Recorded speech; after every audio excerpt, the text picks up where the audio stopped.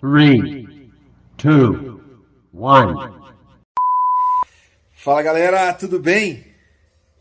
Romário Fonseca falando aqui com vocês hoje, no finalzinho do dia 1º de abril, início do dia 2 de abril. E na verdade eu estou aqui até agora um pouco extasiado com essa notícia. Qual notícia? Desde ontem, no dia 31 de março, eu estou vendo uma movimentação aí da chamada terceira via na nossa política. Tivemos aí o Sérgio Moro abdicando da sua candidatura à presidência da República. Tivemos aí o governador João Dória, agora licenciado, ameaçando desistir da sua candidatura para a presidência da República. E aí ficou-se uma lacuna na chamada terceira via, né? Uma vez que nós estamos percebendo um movimento aí para irmos para uma eleição entre Bolsonaro e Lula. E de repente, mais que de repente, hoje, no dia 1º de abril, que não é mentira, tá? No final do dia eu comecei a assistir uma live de Pablo Marçal, que é o meu mentor aqui do Pior Ano da Sua Vida. Um cara com conhecimento muito firmado na neurolinguística e na inteligência emocional. Um empreendedor e empresário mega bem sucedido. Eu vou dizer para vocês, não oficializando, mas dando todos os sinais que no próximo dia 1º de maio, em um evento que será realizado num grande estádio na cidade de São Paulo, que ele intitula sendo Os Trabalhadores dos Últimos Dias, ele deverá lançar a sua candidatura pelo PROS à presidência da República. Ou seja, uma pessoa totalmente improvável e ainda desconhecida para a grande nação, chamada Pablo Marçal, e pelo que me parece, a partir da sua candidatura será como Marçal, estará se lançando como candidato à presidência da República. E eu, de certa forma, estou ainda meio sem entender e um pouco extasiado, embora seja um grande simpatizante a essa candidatura. Porque eu acho que o Brasil precisa, sim, de uma pessoa que nunca tenha tido envolvimento político para governar o nosso país. Porque se nós pensarmos bem, desde a instalação da democracia, todos que se elegeram ou tentaram se eleger no Brasil têm um viés político muito grande, enraizado ou enraigado em sua família, em suas tradições familiares. Então, por que não darmos uma oportunidade a uma pessoa que não tem esse enraigamento político, rabo preso, ou vícios ocultos dentro da política, para nos trazer uma novidade sobre como governar este país? Eu gravei parte da sua live, que foi mais de 2 horas, e eu quero reproduzir uma parte dela aqui para vocês ouvirem. Então fiquem atentos. Um novo nome irá surgir no cenário político do nosso país.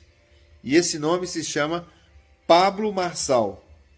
E eu aqui, Romário Fonseca, já estou me colocando à disposição dessa frequência nova que se inicia, porque eu acredito que coisas novas e melhores estão por vir. Então assistam aí e façam vocês as suas considerações. Deixe nos comentários desse vídeo o que vocês acham sobre essa pessoa que vocês vão ouvir a partir de agora ser o nosso futuro presidente do Brasil. Assistam aí. Forte abraço, Romário Fonseca. Então, acorde, Brasil. O que precisa de fato de investimento é nisso aqui, ó.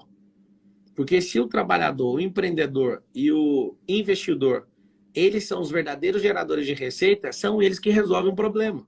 O que a gente tem que ter? Um governo que não atrapalha. O que a gente tem que ter? Um governo que honra os brasileiros. Um governo que não vende as coisas, não rifa as coisas.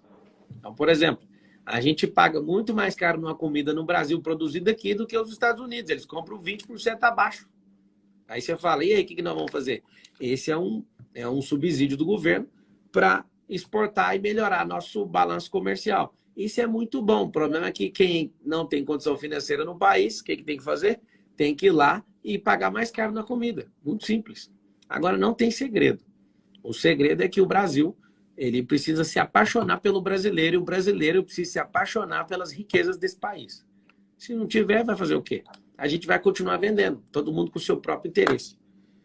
Que mensagem que você dá aí para a turma do agronegócio? Qual que é a mensagem que você dá aí para a turma do agronegócio? Bem, a gente vê aqui que a gente é muito exportador mesmo, né? Investir o lucro deles aqui, que igual você falou, do lucro do produtor, ele buscar aí, né, tem as associações, tem as cooperativas, fortalecer, né, esse investimento dentro do próprio país também, né? Desenvolvimento de tecnologia, produtos de alta qualidade, né? Investir também nessa questão e não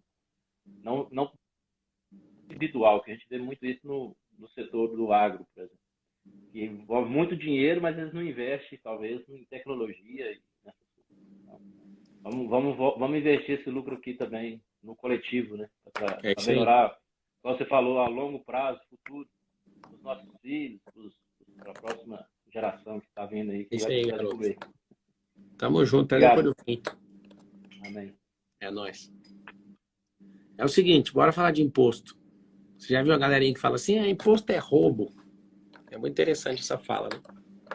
Quem quer falar de imposto aí? Fazer pergunta sobre imposto. Você percebe, o Brasil é tão grande, tem tantas fontes de energia, tem tantas fontes de... São conglomerados de energia, né? E o brasileiro tinha que entender de tudo isso. Alguém está perguntando, Pablo, como seus filhos lidaram com essa questão dessa vida política? Eles ainda não estão sabendo.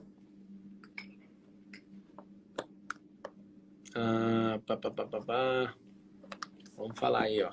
Construção civil. Deixa eu chamar aqui, ó. Construção civil ou imposto. Então vamos lá. Vamos abrir.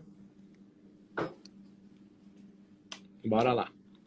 Chamei alguém aqui do imposto. Fala, Pablo. E aí?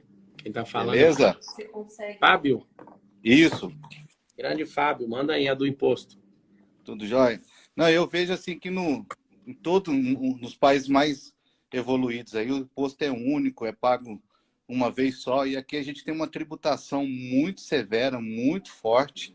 E o que você pensa sobre isso? O que você pensa em fazer para melhorar isso? Vou falar a primeira coisa sobre imposto único. É uma revolução entrar nessa esfera, porque o Pacto Federativo, não sei se vocês sabem, tem Constituição estadual também, tem a Constituição Federal, que é para todo o Pacto Federativo e a nível nacional. Tem as constituições de cada estado e as legislações, elas precisam ser reformadas em todas as esferas. O imposto único é uma boa medida, inclusive vocês vão ver eu falando muito disso, mas é um negócio que dá para ser criado de primeira, dentro de um ano. Então tem que ir fazendo pequenas reformas para chegar nisso. O que é o problema hoje do país? Se você cria isso, você tem que criar uma reforma em cadeia. Não é só uma medida que você vai lá na Constituição Federal e altera, tá? Então existem impactos nas três esferas, municipal, estadual e federal, que você não consegue chegar e meter o pé nelas. Não funciona assim, mas é uma boa coisa. Só que o seguinte, o que significa imposto? E a gente tem que entender. Tem gente que chama que o imposto é um roubo, né? Não. O imposto é o seguinte, o imposto é um consórcio compulsório, onde todo mundo entra num consórcio e é compulsório porque é obrigatório para saque coletivo. Então, o que acontece? Quando a gente olha para um imposto igual dos Estados Unidos, que é cobrado no ato da venda ali, a gente está muito longe ainda de uma coisa chamada informatização. Então, a gente está na informatização e os caras já estão na inteligência artificial, entende? E aí o que Então, acontece? eu vejo assim, tipo, se um imposto único, se ele existisse, é uma coisa que muita gente comenta, tenta cogitar no governo, mas não consegue, isso evitaria a sonegação de uma forma absurda. Porque eu Sim. vejo que acho que o imposto ele é necessário mesmo, ele tem que existir, porque, como você falou, é obrigatório a gente ter, a gente vive num país democrático, nós temos que ter esse imposto mesmo, senão nada anda, mas acho que a sonegação seria assim muito menor e isso aumentaria muito o volume de capital também do Sim. país que tem investido, né?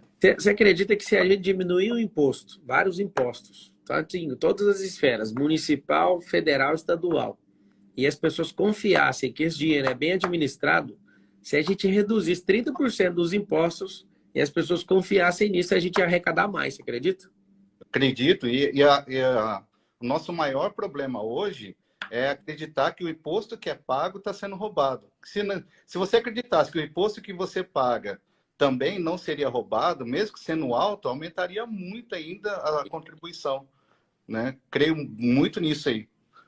Eu vou te falar sobre a tecnologia para você entender o porquê que ainda existe esse mar de sonegação no país.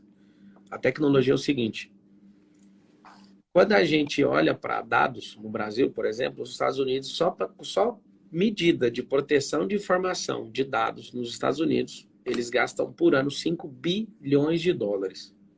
O Brasil, para defender informação cibernética, o governo federal gasta 19 milhões. Você sabe a diferença disso? A diferença. Então, assim, hoje não tem mecanismo para fazer isso. Então, é um processo, mas tem que começar. Não pode usar isso como desculpa para deixar do jeito que está, ok? Mas é o seguinte, essa é uma bandeira para você militar aí na Casa Legislativa, a nossa casa é bicameral, né? Um sistema duplo. A gente tem que investir em pelo menos de 3 a 6 anos, fazendo reformas, pequenas reformas para chegar nisso. Porque se você fala assim, vamos aprovar a lei, ela não consegue ser executada por causa de tecnologia hoje, né?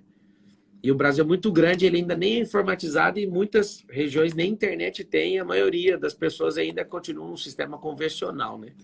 Mas esse é o caminho. Oi, quem que é esse aí que apareceu? Esse É um general? fã seu aqui. Ele escuta o boot que eu faço aqui no 10 em 1 todo dia comigo. E aí, cara, como é que você chama? Davi. Davi. Tamo junto, Davi.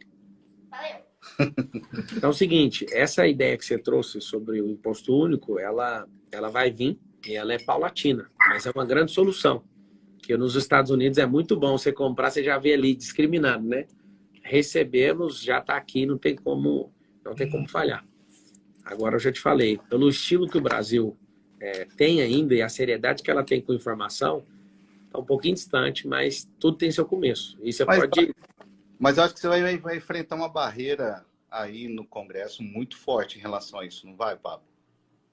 Então, é assim, o Congresso, se o governante não tiver o Congresso, não existe governo, tá? Uhum. Então, o que acontece? Tem que pegar os interesses do país... É o que vive hoje, né? Sim, a gente tem que pegar os interesses do país, tirar essa onda de ideologia, dessa conversa ideológica que fica travando as pautas de progresso e as reformas que o país precisa. Então, o que o país precisa? Precisa de reforma.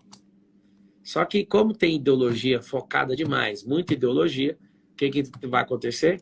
A ideologia fica travando as pautas. Então, a crença individual e a crença coletiva fica querendo sobressair a soberania do país. Então, as pessoas elas não pensam no país, elas pensam nas suas crenças. Entende?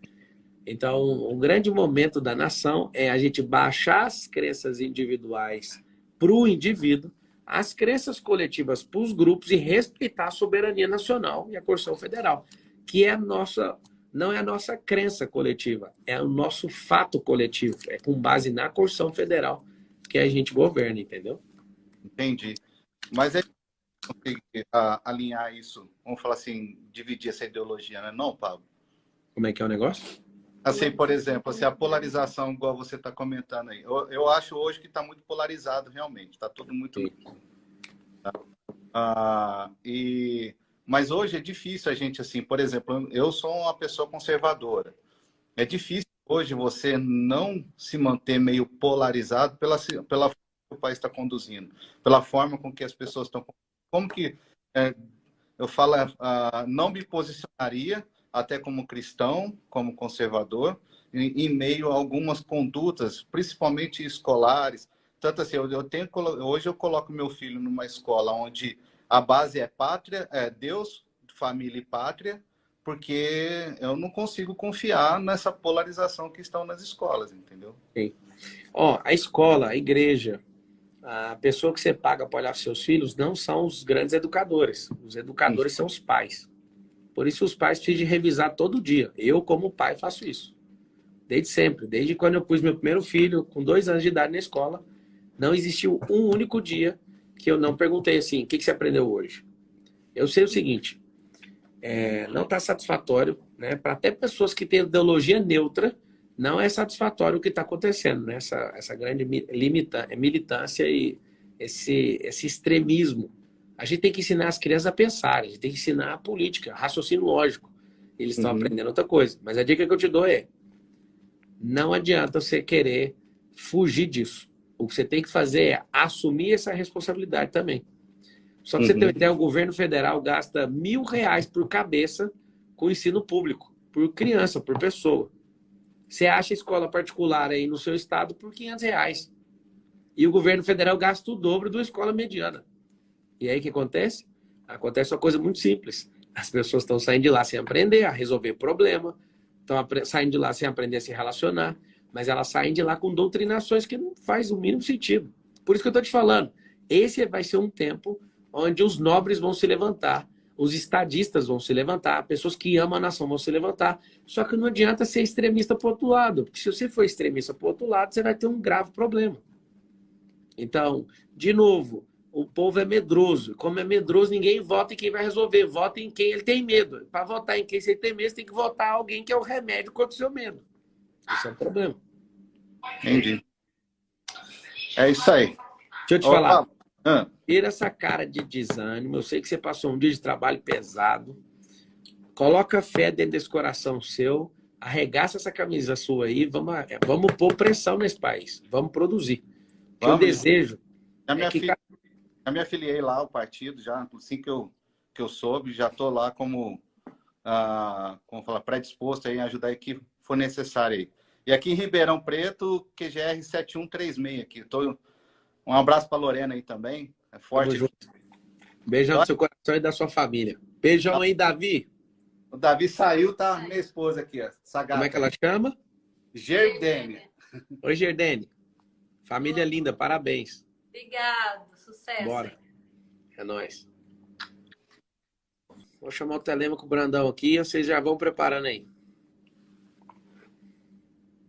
Vamos lá, escreve assim, ó, Marçal, tal assunto. Vamos lá, chamei o Telêmaco.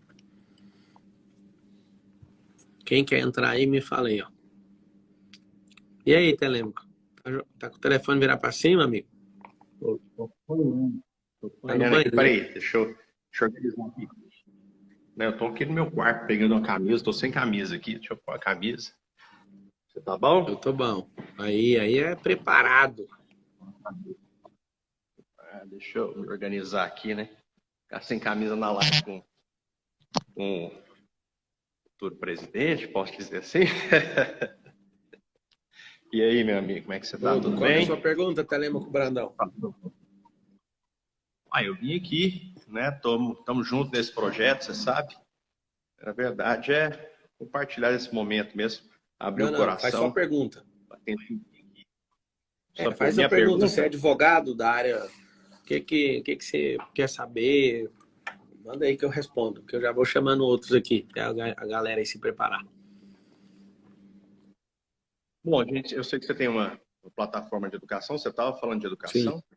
Eu sempre pergunto para quem tem cargo por esse segmento, quando eu entrevistei várias pessoas aí da área de educação, secretário, né? O pessoal, não sei se você sabe, eu sou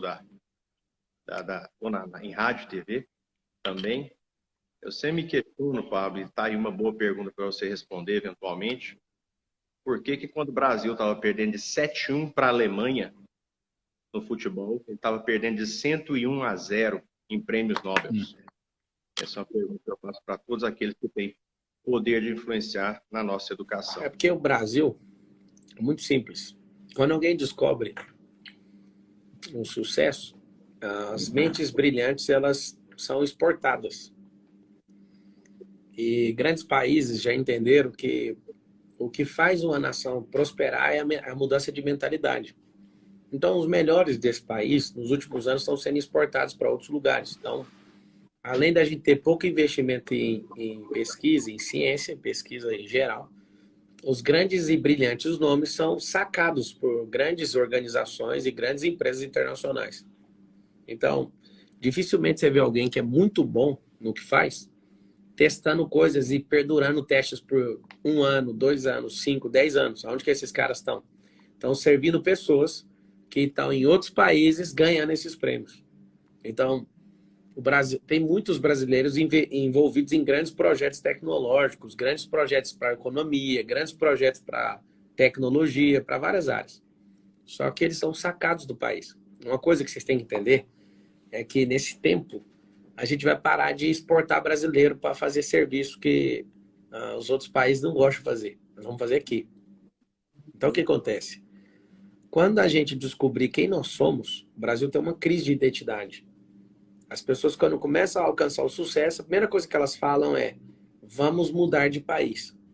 Nessa última ida minha para os Estados Unidos, vários brasileiros ficaram irritados comigo, porque eles falaram: você não vai querer voltar mais. Eu falei: eu não vou querer voltar mais nos Estados Unidos. Porque eu amo o Brasil. Você sabe, eu morei lá e voltei para o Brasil, né? Eu tive lá também. Então, assim, não existe nenhum tipo de programa que eu conheça, né? Tenho estudado bastante, não conheço nenhum programa que estimule pessoas a serem condecoradas internacionalmente. Você olha para os judeus, tem muitos ganhadores. Salvo engano, a maior parte dos ganhadores de prêmio Nobel são judeus. Não são judeus que moram em Israel.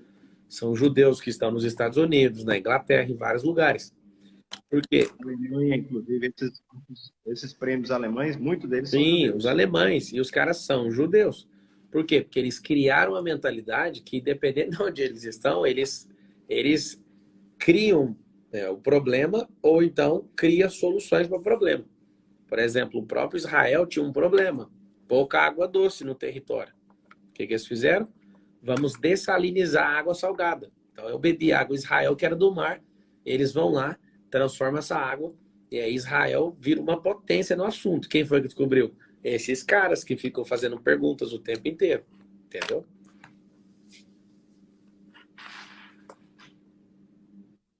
Meu microfone está cortado aqui, que meu menino está aqui também.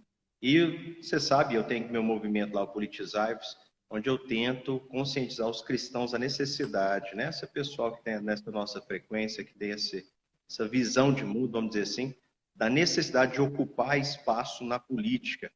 Durante algum tempo eu fiz entrevista com várias pessoas influentes, querendo que ela me falasse por quê, sob o ponto de vista dela, os cristãos devem, as pessoas de bem, os cristãos devem se envolver na política. Um abraço aí pro tio Pablo.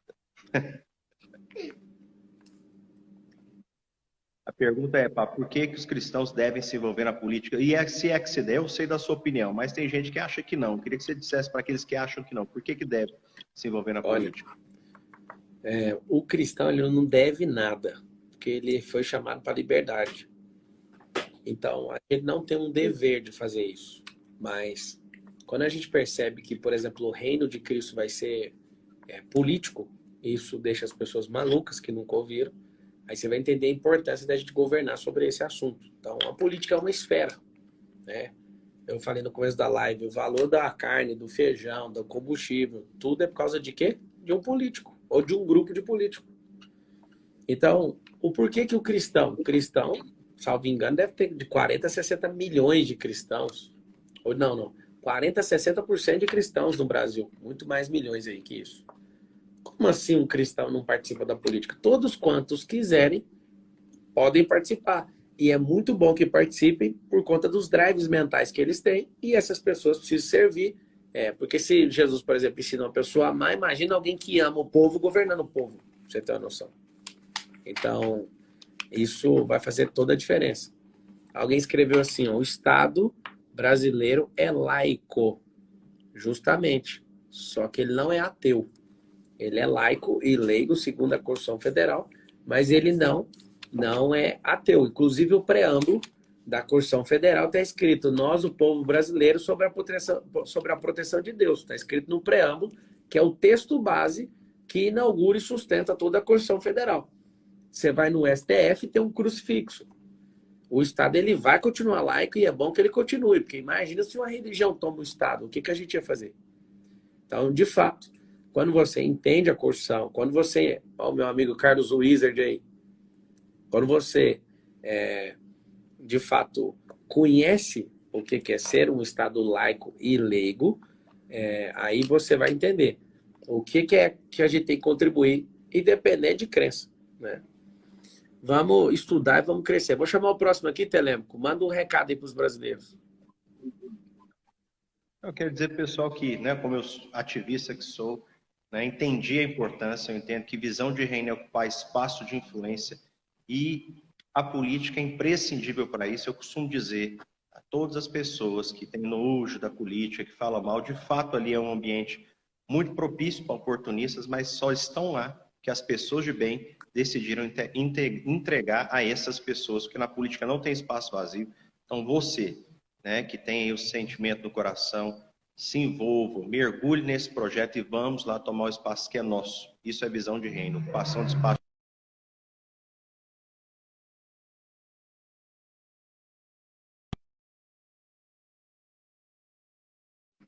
Eu recebi uma ligação aqui, travou. Fechou. Tamo junto. Telêmaco, Brandão.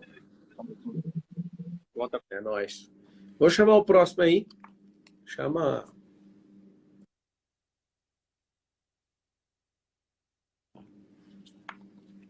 Muito bom. Marcelo, quero falar sobre mulheres na política. Vou chamar a Sheila aqui então. Vamos falar sobre mulheres na política. Quero saber das mulheres aí. Se vocês são iguais aos homens que têm medo de entrar na política, escreve aí pra mim. Eu quero entrar na política. Deixa eu ver. Fala, Opa. mulher. Ixi, tudo descabelada. E Daí, aí, Paulo? dona Sheila? Tudo bem? Beleza? Você fala de qual Então. estado e cidade? Curitiba, Paraná. E aí, curitibana? Tá frio aqui hoje. Então tá normal. E aí, o que você manda? Então, eu queria a sua opinião aí, que você falasse um pouquinho. Eu tenho aí sempre algo que queima no meu coração, assim, de entrar nessa questão de política. Mas Tem eu até nunca dei vergonha muita de bola. falar, né?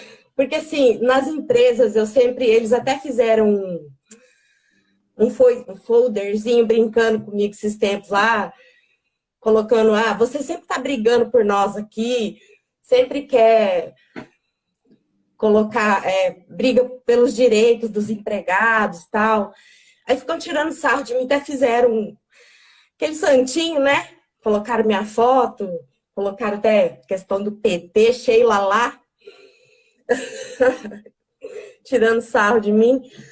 Mas eu queria que você falasse um pouquinho, assim, qual que é a tua visão, como que você vê, como a gente acessar essa questão da política, que eu vi que você era meio contra e de repente você mudou, Deus colocou isso no seu coração de um jeito assim que tá ardendo e a gente sente isso. E eu queria que você colocasse o teu posicionamento com relação a isso. Eu tenho que confessar, para mim era um nojo política. Confesso que algumas pessoas que eu estou sentando para conversar tem que tomar um remedinho ainda, estou num processo de aceitar isso. Mas eu senti no meu coração que se os bons não se levantarem, aí isso vai só piorar. É igual o câncer. Tem um câncer, se você desiste, o câncer termina de completar a obra dele. Agora, se você resiste, se você acredita, você não morre, não. Aí você arruma anticorpos para ir lá e atacar esse câncer, né? Só que parece que o câncer dominou. Mas se enquanto isso aqui estiver funcionando, a verdade não está dominado. Então, o que eu te falo? principalmente você, as pessoas brincarem com isso. Você tem demonstrado que é alguém que preocupa com os outros, né? Que pode servir os outros. E política nada mais é do que isso, né? As pessoas têm me perguntado aqui, as que estão andando próximas a mim, mas o que é política? Você gosta de esclarecer tudo. O que é política de verdade? Política é uma empresa, o capital dessa empresa é público e os clientes são o povo. Então, olha que empresa doida. O povo te dá dinheiro individualmente, você devolve esse dinheiro coletivamente para eles. Só que tem um bando de gente que está na política que faz assaltar o povo. Então, presta atenção. Olha só. Ó, vou te mostrar no desenho. Existe o povo. E esse povo traz esse dinheiro para essa empresa pública que é o governo. Só que o governo, ele tem um agente público. O que acontece? Como tem esse agente público, ele é uma esfera, né? O governo é uma instituição. O povo é soberano. O povo, através de impostos, de taxas, de tudo, entrega individualmente a sua parte, das suas empresas, de tudo. Esse governo, ele é administrado, esse dinheiro que está na instituição passa pela validação na mão de agentes públicos. Como que devolve esse dinheiro para o povo? Através de benefício, de obra, de um monte de coisa que é esse consórcio. Esse povo, compulsoriamente ou de forma obrigatória, tem que dar esse dinheiro na mão da instituição. A instituição é governada por um agente público. Esse agente público devolve isso no bem comum. Eu vou fazer um desenho grande sobre isso. Então, o que acontece? Esse povo que manda aqui não dá conta de fiscalizar o dinheiro. Então, eles escolhem mais agentes públicos para ajudar a administrar e fiscalizar.